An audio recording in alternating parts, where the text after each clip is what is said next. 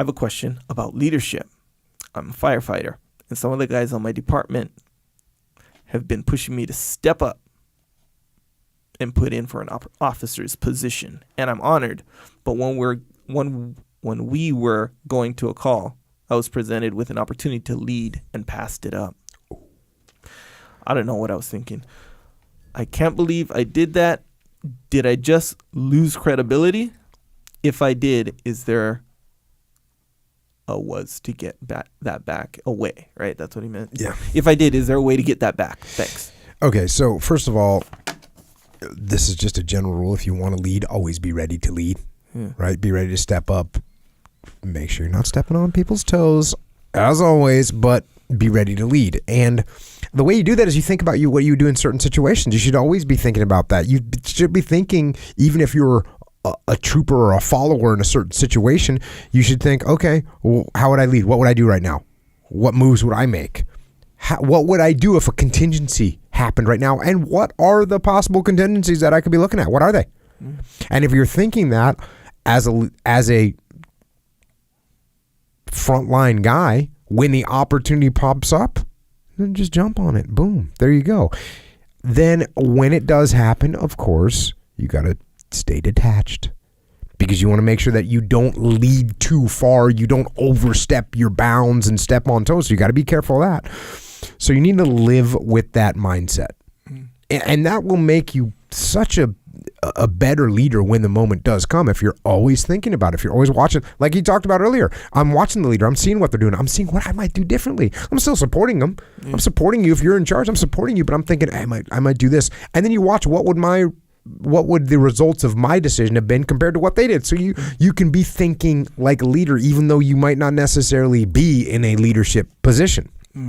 So live with that mindset. That's what you need to do. Now, as far as you passing up the opportunity to lead, which, yes, you're admitting was an error. First of all, I'll say this. It's probably not quite as obvious to everyone else as it is to you. In your mind, you're thinking, oh, man, I blew it. This was my chance. And no, I bet the guys went back from that call and didn't even think about it. Didn't even think about it again.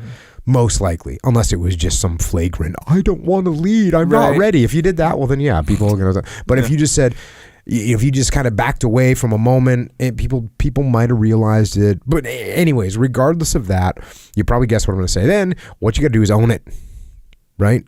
You got to own it.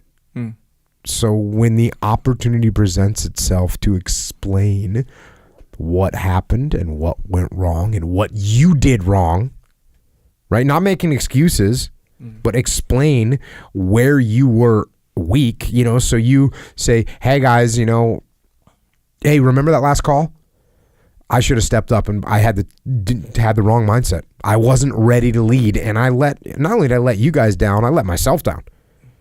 And I'm not going to let that happen again. From now on, I'm going to have leadership in the front of my mind. That's what I'm going to do. I'm going to be thinking about what needs to get done. I'm going to be thinking about contingencies and how I'm going to lead. And I promise the next time this opportunity comes up, I'm going to be ready to lead. So I'm sorry for letting you guys down. It won't happen again. Okay. That's it. Yeah. Boom. Get the mindset. Live and think as a leader, regardless of what position you're actually in. And then when they call you and the opportunity presents itself, step up and lead. Obviously, that's your default mindset now. Yes. It seems obvious to me. It is, truly. Was it always like that? Like even before? It's that story that I've told over and over again about being on an oil rig and coming up and guys not knowing where to go, or everyone freezing and me going, okay, I'm just step back and look around and make a call. And when I did that, that was it. And so that's when it clicked. It clicked, or I would say, I guess I was thinking about it beforehand, because I was, observing my leaders and thinking about what they were doing and what I would do differently in a certain situation. Yeah. Dang. Yeah, that's crazy, because even in everyday life, which is what I represent, everyday life, but you know how your wife or girl, whatever, is like, hey, what's the dinner situation? What do you want? Oh, I don't care, whatever you want. Oof. That's a time where I always feel what this guy just asked, I mean, obviously it's nothing compared to his situation, but they're like, hey, what are you thinking for dinner, kind of thing? And I'm like, hey, I don't care, and that's really how I feel. I don't care. I'm kind of down for whatever kind of thing. But that's not why. That's not why she's asking me.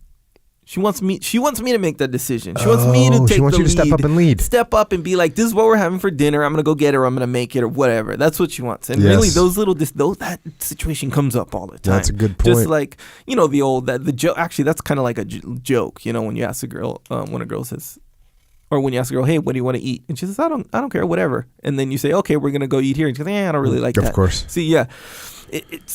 You got to, I feel like this guy when I do that, though. That's the point there. So from now on, you're going to step up and lead. I'm going to do it, yeah. But I want it to be my default is why, how like yours is like your default. Like anytime, this is what we're doing. Yeah. Like, okay, you know what? I wish that was true with it when it did come to dinner.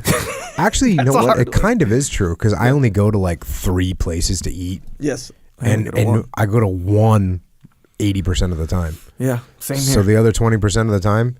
So if she says, where do you want to go? I'm going to say that my restaurant. Yeah. We're going to Raglan's in OB. But that makes it harder though, right? Wait. No. Does she like Raglan's though? She does. Oh, okay. She does. Which makes it easier. Yeah. And if she doesn't feel like it, then she'll be like, I don't really want to go there. Okay, cool. Now it's on you. I gave you my vote. Right. Now if you don't want to do that. But I think you still got to do it. You still got to make a decision. You got to because in a way, I'm in the same boat as your second scenario there. Like if she's not in the mood. So then I'm just going to name my secondary restaurant. All right, there you go.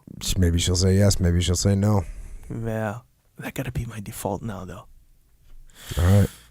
Step up and lead. You know what I got to do? I got to prepare. I got to prepare myself. Well, yeah. I got to have like 5 options just ready to go on deck. That's what I have. 3. So that's not what you have. 1, 2, 3, and they all come in the same order. All right. I must be really boring. Nah. Hey, you focus on what's important. That's good. Okay. Well, whenever my wife says, well, don't you ever want to try anything new? I say nope. Yeah. I don't. Yeah. Speaking of which, darling. You're my girl. I'm not looking to try anything new. I'm happy with having the same thing. Very happy. Yes, that's actually that. I'm going to use that line right there. But what do you do when the team wants to try something new? All right, let's rock and roll. All right, let's do that. All right. Good tips.